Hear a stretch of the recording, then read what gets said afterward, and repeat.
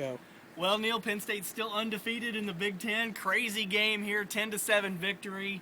I mean, first of all, credit to all these fans who came out here for this game, because this was a miserable day, and really it was a lousy football game until 3 minutes to go, and then what a tremendous final 3 minutes. This team has shown a real resolve.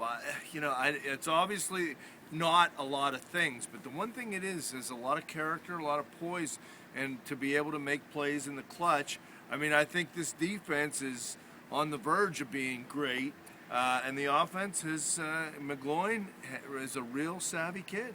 Now, what do you take out of this game, though? Because they don't play well the entire game. This is clearly a struggling Illinois team, and it's really same story, different day, where Penn State hasn't looked good, but they come away with a win. They're still undefeated, and we get the bye. Then we've got the big 3 games at the end.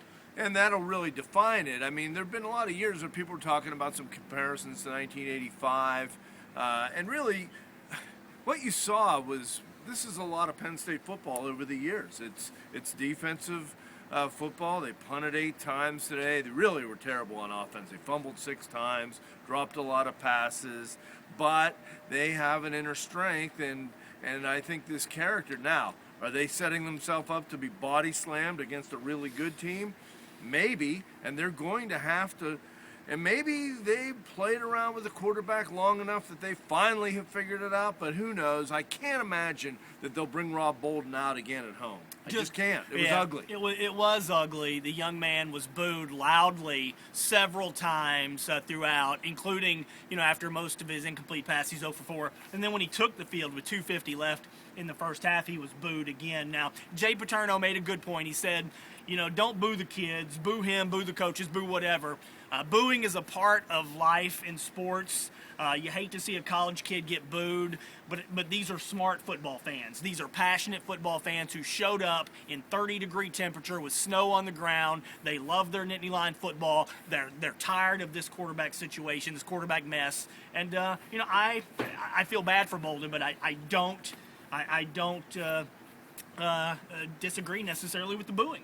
No, I mean, that's part of it. I mean, if you want to charge what they have, and, clearly they're not just booing Bolden. They're booing the situation. Mm-hmm. Now, Bolden and his situation is unique because he sort of created some of that, and he's not been able to back it up, and he really is getting worse. He just doesn't seem to sense any pressure. It was interesting listening to McGloin talk about the last drive when he went to Moy deep, that they jumped this route and he checked off here, and that was like his 3rd read.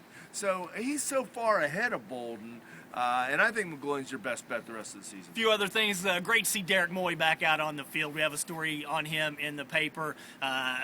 Moy comes out after a broken foot, misses 2 games, wasn't necessarily expected to play today, comes up with some big plays, and just being on the field. I think more so than a couple of catches he made and getting thrown to in the end zone on the pass interference, just being on the field, I think made a huge difference. That was huge, because if they miss that play, they lose. Mm-hmm.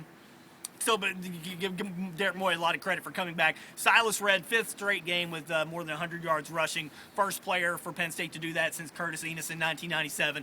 I love Silas Redd. I haven't necessarily started looking into where he projects in the NFL just yet, because I think he's going to be here next year. But if he remains anywhere close to this good, he will not be here as a senior. I mean, this kid looks like a potential first, second round draft pick. Yeah, but I didn't think this was his best game today. He fumbled twice. 30 carries for 130 yards. I mean, the kid is going to approach 280 carries this year. It was a good defensive team, too, that he was going against, because he didn't burst anything real. I think he had a 24-yarder was his longest carry. But again, he fumbled a couple times. Their short yardage running today wasn't that great, I didn't think. They were short on a 4th and 1. And good for Brad Bars, blocking a punt, a redshirt freshman, proving that you can make big plays on special teams. That was a huge play, led to a field goal, at least helped get them on the board. And Joe gets win number 409, passes Eddie Robinson for most in Division I history.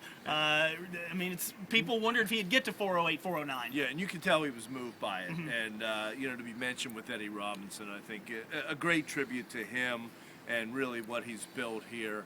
And let's try to enjoy whatever's left. Now the season starts. Got to bye, then Nebraska, Ohio State, Wisconsin. This is what everybody was looking forward to. These last 3 games, they can take a break. These last 3 games will be a lot of fun.